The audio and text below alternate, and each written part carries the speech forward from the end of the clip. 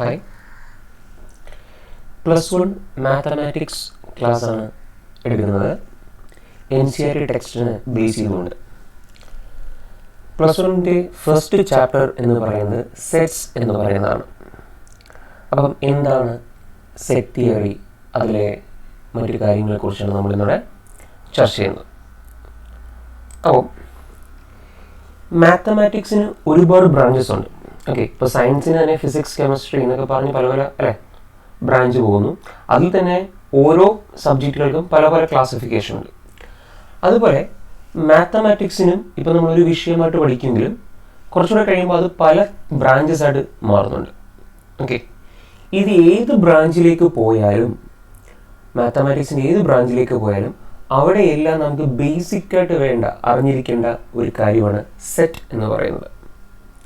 Okay, അതായത് the concept of a set is very fundamental, okay, of a present day mathematics. Today this concept is being used in almost every branch of mathematics. Okay, ഇപ്പോൾ മാത്തമാറ്റിക്സിൻ്റെ ഏറ്റവും basic ആയിട്ടുള്ള കാര്യങ്ങളാണ് relations, അതേപോലെ functions എന്നൊക്കെ പറയുന്നത്. ഈ basic ആയിട്ടുള്ള relation function പറയണമെന്നുണ്ടെങ്കിൽ നമുക്ക് സെറ്റ് എന്താണെന്ന് അറിഞ്ഞിരിക്കണം. ഓക്കെ, അതേപോലെ മാത്തമാറ്റിക്സിന് പ്രധാനപ്പെട്ട ബ്രാഞ്ചസിലൊന്നാണ് ജിയോമെട്രി.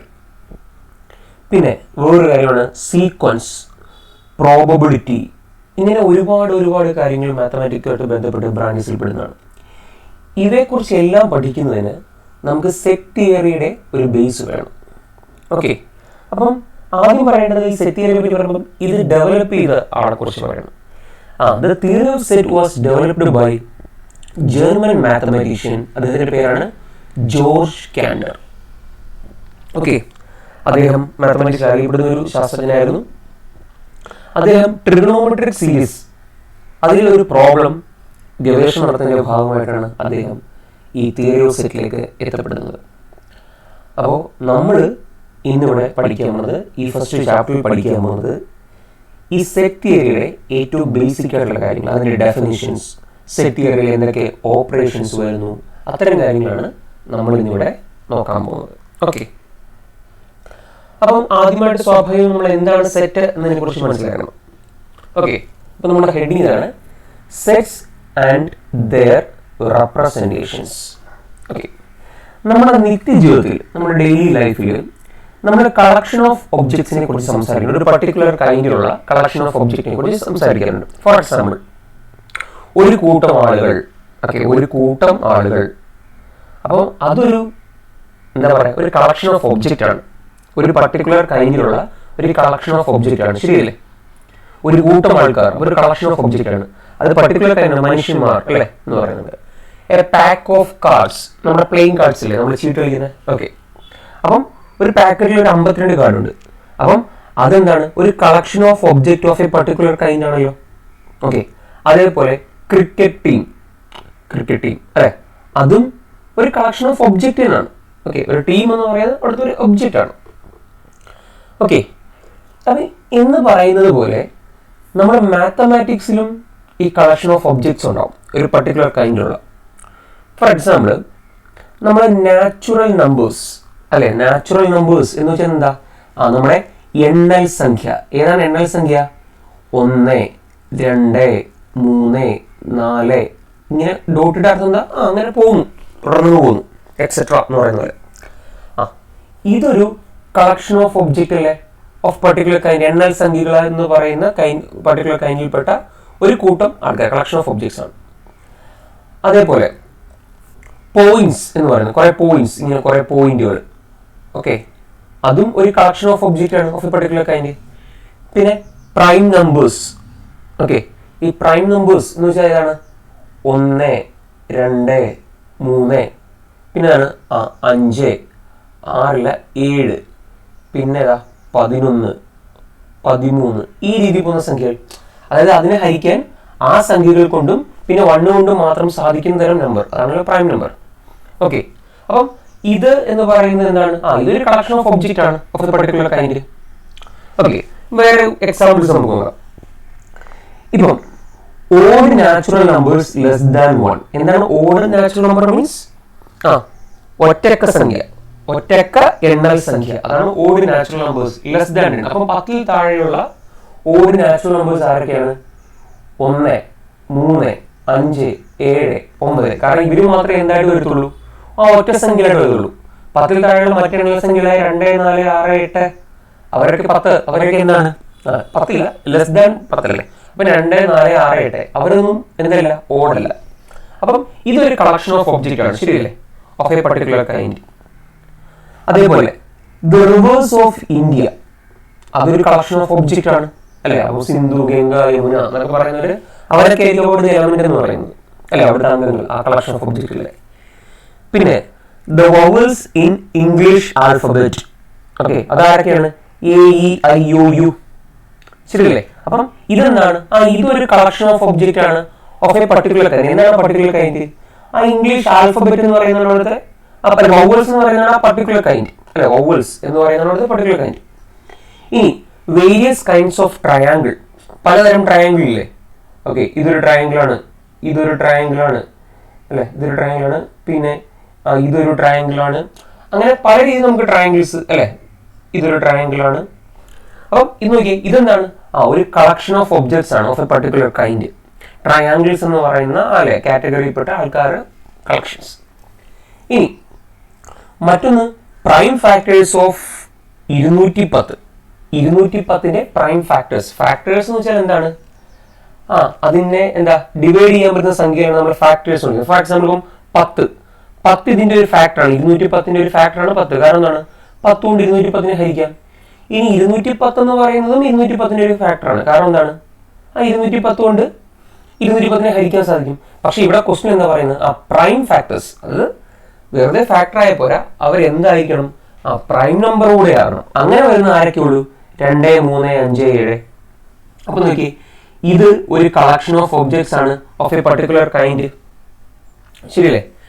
അതുപോലെ the solution of the equation x² - 5x + 6 = 0.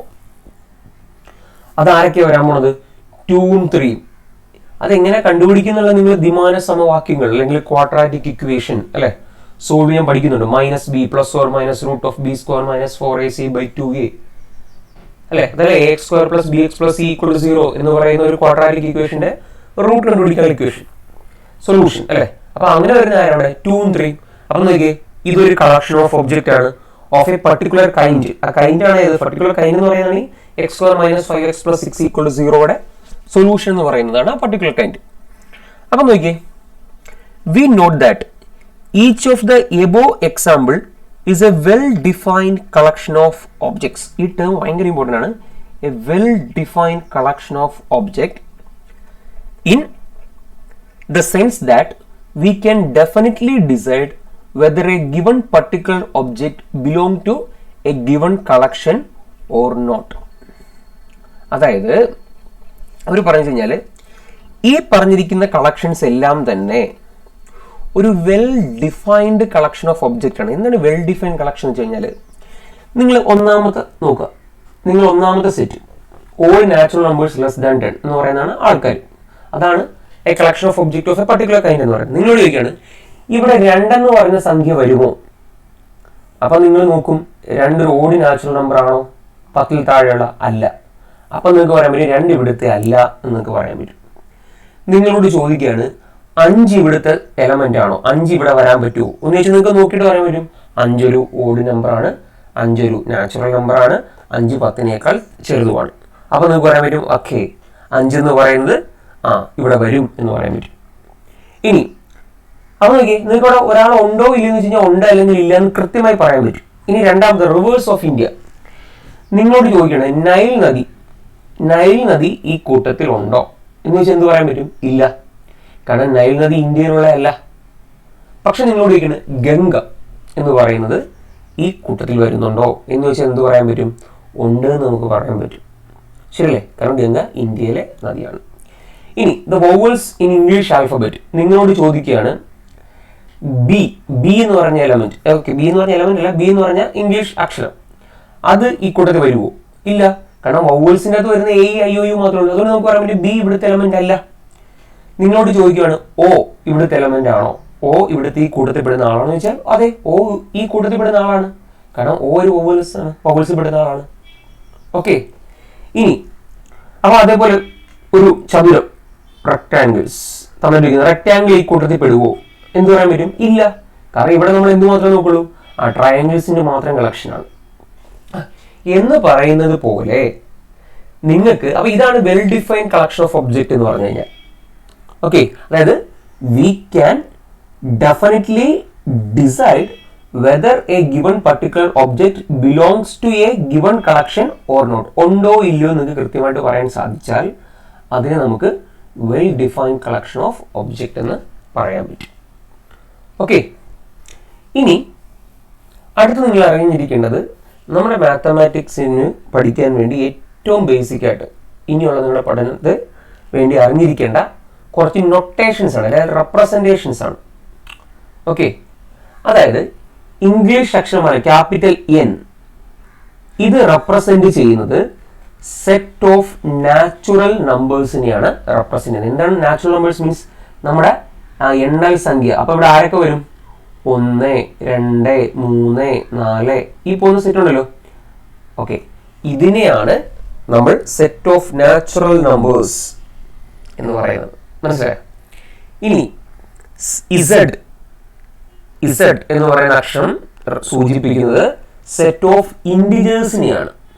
അതായത് സെറ്റ് ഓഫ് ഇൻഡിജേഴ്സ് എന്ന് വെച്ച് കഴിഞ്ഞാൽ ഈ നാച്ചുറൽ നമ്പറിന്റെ കൂടെ 0 വരും, പിന്നെ നെഗറ്റീവ് ആയിട്ടുള്ള ഈ നാച്ചുറൽ നമ്പേഴ്സ് വരും, അതായത് നെഗറ്റീവ് ഇൻഡിജേഴ്സ്, അതായത് -1, -2. അപ്പൊ ഇങ്ങോട്ട് താഴോട്ട് കുറഞ്ഞു പറഞ്ഞാൽ ഇങ്ങോട്ട് -3, -4, -5 അങ്ങനെ അങ്ങനെ പോകും.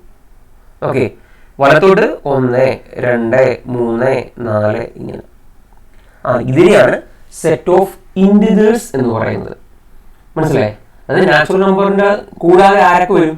0 വരും, പിന്നെ അവരുടെ എല്ലാം നെഗറ്റീവ് ആയിട്ടുള്ള ആൾക്കാരും വരും. ഇതാണ് സെറ്റ് ഓഫ് ഇൻഡിജേഴ്സ്.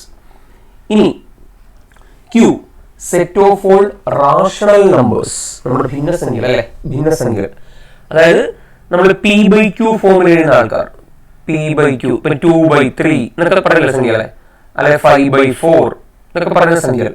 അതാണ് ആ രീതിയിൽ വരുന്ന സംഖ്യകളാണ് റാഷണൽ നമ്പേഴ്സ്. അതിനെ ഡിനോട്ട് ചെയ്യുന്നതാണ് ക്യൂ. പിന്നൊന്നാണ് ക്യാപിറ്റൽ ലെറ്റർ R, അത് സെറ്റ് ഓഫ് റിയൽ നമ്പേഴ്സിനെ സൂചിപ്പിക്കുന്നു. അതായത് 0.111111 പോകുന്ന ആൾക്കാർ. ഓക്കെ, അതോടൊപ്പം ഈ റാഷണൽ നമ്പേഴ്സ്, ഓക്കെ, ഈ പറഞ്ഞ നാച്ചുറൽ നമ്പേഴ്സ്, ഈ പറഞ്ഞ ഇൻഡിജേഴ്സ്, ഇവരെല്ലാവരും കൂടെ വരുന്ന ആളാണ് സെറ്റ് ഓഫ് റിയൽ നമ്പേഴ്സിന്. സെറ്റ് ഓഫ് റിയൽ നമ്പേഴ്സിൻ്റെ അകത്ത് നാച്ചുറൽ നമ്പേഴ്സ് വരാം, സെറ്റ് ഓഫ് ഇൻഡിജേഴ്സ് വരാം, സെറ്റ് ഓഫ് റാഷണൽസ് വരാം, സെറ്റ് ഓഫ് ഇറാഷണൽസ് വരാം. ഓക്കെ, അഭാജ്യസംഖ്യകൾ, ഭാഗ്യസംഖ്യകൾ, അഭാജ്യസംഖ്യകൾ എന്നൊക്കെ പറയുന്നില്ലേ, ഇറാഷണൽ നമ്പേഴ്സ്. ഇവർ എല്ലാ ടൈപ്പ് നമ്പറും, നിങ്ങൾ ഏത് നമ്പർ പറഞ്ഞാലും അവ എല്ലാവരും കൂടെ ചേരുന്ന കളക്ഷൻ, അതിനെ വിളിക്കുന്ന പേരാണ് സെറ്റ് ഓഫ് റിയൽ നമ്പേഴ്സ്. അത് നമ്മൾ ഡിനോട്ട് ചെയ്യുന്നതാണ് ക്യാപിറ്റൽ ലെറ്റർ R. ഇനി അടുത്തത് Z+. നോക്കിയേ, ഇതായിരുന്നു Z, അതിന്റെ മുകളിൽ ഒരു പ്ലസ് കൂടെ കൊടുത്തപ്പോൾ Z+ ആയി. അപ്പൊ എന്താ സംഭവിക്കുന്നത് അറിയാമോ? ഇസഡിന്റെ അകത്ത് നിന്ന് പോസിറ്റീവ് ഇൻഡിജേഴ്സ് മാത്രം എടുത്താൽ മതി. അതായത് എവിടെ നിന്നിട്ട് ആൾക്കാർ 1, 2, 3, 4, 5, 6 ആൾക്കാർ, അതാണ് സെറ്റ് ഓഫ് പോസിറ്റീവ് ഇൻഡിജേഴ്സ്. ചുരുക്കി പറഞ്ഞാൽ Z+ ആര് തന്നെ ആയി തീരും, നമ്മൾ എന്ത് തന്നെയാണ് യഥാർത്ഥത്തിൽ, ശരിയല്ലേ? Set of positive integers. ഇനി അടുത്തത് Q+, set of positive rational numbers. നമ്മൾ റാഷണൽ നമ്പറിനെ പറ്റി പഠിച്ചു, അതായത് numbers of the form P/Q. ഇപ്പൊ -2/3 ഒരു റാഷണൽ നമ്പറാണ്. ഓക്കെ, പക്ഷെ അത് Q+ അകത്ത് വരത്തില്ല. Q+ എന്തേ വരത്തുള്ളൂ? പോസിറ്റീവ് റാഷണൽ നമ്പേഴ്സ് വരത്തുള്ളൂ. അപ്പൊ ആര് വരും? 5/4 വരും, പക്ഷെ -2/3 വരത്തില്ല. ഓക്കെ, 10/20 വരും, പക്ഷെ -10/20 വരത്തില്ല. അപ്പം set of positive rational numbers ആണ് Q+. ഇനി അതേപോലെ അടുത്തത് R+. നമ്മൾ ആറിനെ പറ്റി പഠിച്ചു, ആറിനോട് പറഞ്ഞു സെറ്റ് ഓഫ് റിയൽ നമ്പേഴ്സ്. ആ റിയൽ നമ്പേഴ്സിൽ തന്നെ 0യും നെഗറ്റീവായിട്ട് വരുന്ന റിയൽ നമ്പർ ഒഴിവാക്കിയതിന് ശേഷമുള്ള ആൾക്കാർ. ഓക്കെ, അതാണ് set of positive real numbers. Okay, അപ്പം ഈ സിമ്പിൾസ് നിങ്ങൾ നല്ലപോലെ അറിഞ്ഞിരിക്കണം. ഓക്കെ,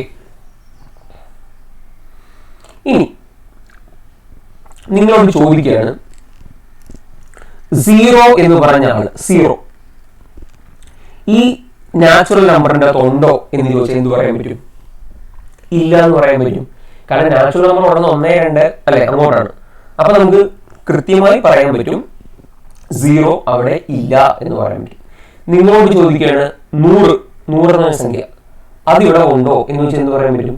ഉണ്ട് എന്ന് നമുക്ക് പറയാൻ പറ്റും. അപ്പൊ ഇതെന്താണ്? ഇതൊരു well defined collection of object ആണ്, ശരിയല്ലേ? ഓക്കെ. എന്നാൽ പക്ഷെ നിങ്ങളോട് വേറൊരു കാര്യം ഞാൻ ചോദിക്കുകയാണ്, collection of 5 most renowned mathematician of the world, ലോകത്തിലെ അല്ലെ ഏറ്റവും പ്രശസ്തരായ മിടുക്കന്മാരായിട്ടുള്ള 5 മാത്തമാറ്റീഷ്യൻസ് എന്ന് പറഞ്ഞാൽ അപ്പൊ പ്രശ്നം വരും. കാരണം ഈ മിടുക്കൻ എന്നൊക്കെ പറയുമ്പോഴത്തേക്ക് അത് നമുക്ക് എങ്ങനെ കൃത്യമായി പറയാൻ പറ്റില്ല അല്ലേ? അപ്പൊ അവിടെ എന്തിന്റെ അടിസ്ഥാനമാണ് ഈ മിടുക്കൻ? അപ്പൊ അത് ഇപ്പം എനിക്ക് മിടുക്കനായിട്ട് തോന്നുന്ന ഒരാൾ നിങ്ങൾക്ക് എളുപ്പം തോന്നണമെന്നില്ല. അപ്പൊ അതെന്തല്ല, ഒരു വെൽ ഡിഫൈൻഡ് ആയിട്ട് ഒരു കളക്ഷൻ അല്ല. ഓക്കെ, അതാണ് പറയുന്നത് it is not a well defined collection. അപ്പൊ നിങ്ങൾക്ക് മനസ്സിലായിട്ടുണ്ടെന്ന് ഞാൻ പ്രതീക്ഷിക്കുന്നു. എന്താണ് അപ്പൊ ഇത് വളരെ പ്രധാനപ്പെട്ട കാര്യമാണ്. എന്താണ് well defined collection of object എന്ന് ചോദിച്ചു കഴിഞ്ഞാൽ, നിങ്ങൾക്ക് കൃത്യം ഒരു കൂട്ടം ആൾക്കാരെ തന്നു കഴിഞ്ഞാൽ നിങ്ങളോട് ചോദിക്കുകയാണ്, അതിൽ ഒരെണ്ണം എടുത്തിട്ട് ചോദിക്കുകയാണ് ഇത് ആ കൂട്ടത്തിൽ ഉണ്ടോ എന്ന് ചോദിച്ചാൽ ഒന്നുകിൽ ഉണ്ട് ഉറപ്പിച്ച്, അല്ലെങ്കിൽ ഇല്ല എന്ന് ഉറപ്പിച്ച് പറയാൻ സാധിക്കുന്ന ആണ് വെൽ ഡിഫൈൻഡ് കളക്ഷൻ. അങ്ങനെ പറയാൻ സാധിച്ചില്ലെങ്കിൽ it's not well defined collection. Okay, അതാണ് പറയുന്നത് a well defined collection of object. ഇനി the following points may be noted. അതായത്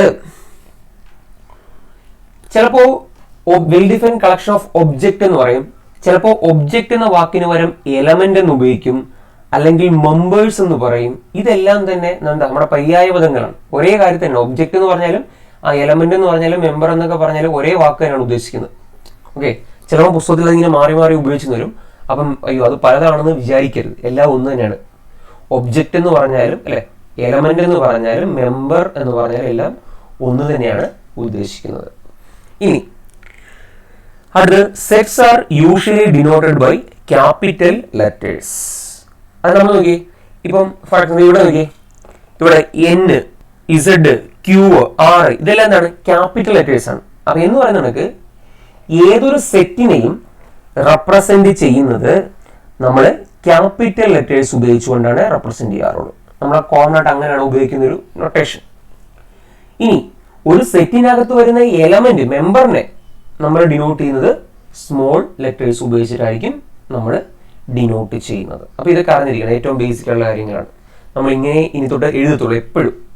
ഈ +1 എന്നല്ല, ഇനി മുമ്പോട്ട് പഠിക്കുമ്പോഴെല്ലാം നമ്മൾ ഉപയോഗിക്കുന്ന ഒരു കോമൺ നൊട്ടേഷൻ ആണ്. ഓക്കെ, ഇനി if A is an element of a set A, okay, നോക്കി ഇവിടെ പറഞ്ഞിരിക്കുന്നത് A is an element of a set A. മുകളിൽ പറഞ്ഞല്ല, എലമെന്റ് നമ്മൾ സ്മോൾ ലെറ്റർ ഉപയോഗിച്ചിട്ടും സെറ്റിന് നമ്മൾ എന്ത് ഉപയോഗിച്ചിട്ടും ക്യാപിറ്റൽ ലെറ്റർ ഉപയോഗിച്ചിട്ടാണ് പറയുന്നത്. അപ്പം സ്മോൾ ലെറ്റർ A എന്ന് പറയുന്നത് ക്യാപിറ്റൽ ലെറ്റർ A എന്ന് പറഞ്ഞ സെറ്റിലെ ഒരു എലമെന്റ് ആണ്. അത് നമ്മൾ പറയുന്നത് ഇങ്ങനെ പറയത്തുള്ളൂ, A belongs to A. അതാണ് നമ്മൾ ഉപയോഗിക്കുന്ന വാക്ക്. A belongs to A എന്ന് വെച്ചാൽ അതിന്റെ അർത്ഥം A ക്യാപിറ്റൽ A എലമെന്റ് ആണ്. അത് എഴുതുന്ന നൊട്ടേഷൻ ആണ്. ഇങ്ങനെയാണ് നമ്മൾ ചുരുക്കി റെപ്രസെന്റ് ചെയ്യുന്നത്. ഒരു C കണക്ക് എഴുതിയിട്ട് നടുക്കൂട്ടർ വിട്ട്. ഓക്കെ, അപ്പം A എലമെന്റ് ഓഫ് A എന്ന് കഴിഞ്ഞാൽ A belongs to A എന്നാണ് നമ്മൾ വായിക്കുന്നത്. ഓക്കെ, എന്താണ് പറയുന്നത്? We write A element of A അല്ലെങ്കിൽ A belongs to A. അപ്പം ഒരിടത്ത് എലമെന്റ് അല്ല എന്ന് പറയണമെന്നുണ്ടെങ്കിൽ if B is not an element of a set A എന്ന് പറയാൻ ഉപയോഗിക്കുന്ന നൊട്ടേഷൻ, ഈ എലമെന്റ് എന്ന് പറയാൻ ഉപയോഗിക്കുന്ന നൊട്ടേഷനെ നടുക്കൂട്ടർ വിട്ട്. അപ്പൊ നമ്മൾ പറയും B does not belongs to A. അപ്പം അതിനർത്ഥം ഇങ്ങനെ ഒരിക്കലും മീനിങ് വെച്ച് കഴിഞ്ഞാൽ B does not belongs to A എന്നാണ് നമ്മൾ ഉദ്ദേശിക്കുന്നത്. ഓക്കെ, എങ്കിൽ നമ്മൾ മുകളിൽ പറഞ്ഞു നോക്കി, നമ്മൾ വോവൽസിനെ പറ്റി പറഞ്ഞില്ല. ഓക്കെ, നമ്മൾ ഒരു കാര്യം ചെയ്യാം, ആ കളക്ഷൻ ഓഫ് വോവൽസ് നമ്മൾ ആദ്യം പറഞ്ഞല്ലോ. ഓക്കെ, വോവൽസിന്റെ സെറ്റിനെ ഞാൻ ക്യാപിറ്റൽ വി എന്നാണ് വിളിക്കുന്നിരിക്കട്ടെ. നിങ്ങളോട് ചോദിക്കുകയാണ് A belongs to V. ഇത് ശരിയാണോ? അതെ, A എന്ന് പറയുന്ന ആള് വിക്കകത്തുണ്ട്. So A belongs to V നമുക്ക് പറയാം, ഇത് ശരിയാണ്. ഇനി E belongs to V, ശരിയല്ലേ? E belongs to V ആണ്. ഇനി B എന്ന് പറയുന്ന ആള് വോവൽസിനകത്ത് വിടുവോ? ഇല്ല. അപ്പൊ നമ്മൾ എങ്ങനെ എഴുതും? B does not belongs to V. ഇനി സി എന്ന് പറയുന്ന ആൽഫബറ്റോ സിയും does not belongs to V. പറഞ്ഞു മനസ്സിലായോ? അപ്പോൾ ഇതാണ് അനോട്ടേഷൻ എന്ന് പറയുന്നത്. ഓക്കെ, ഇനി അതാണ് പറയുന്നത് thus in a set V vowels of English are A belongs to V but B does not belongs to V. ഇനി നമ്മൾ set of all prime numbers എന്ന് പറഞ്ഞ സെറ്റിനെ പറ്റി പറഞ്ഞില്ലേ, പ്രൈം നമ്പേഴ്സിന്റെ സെറ്റ്.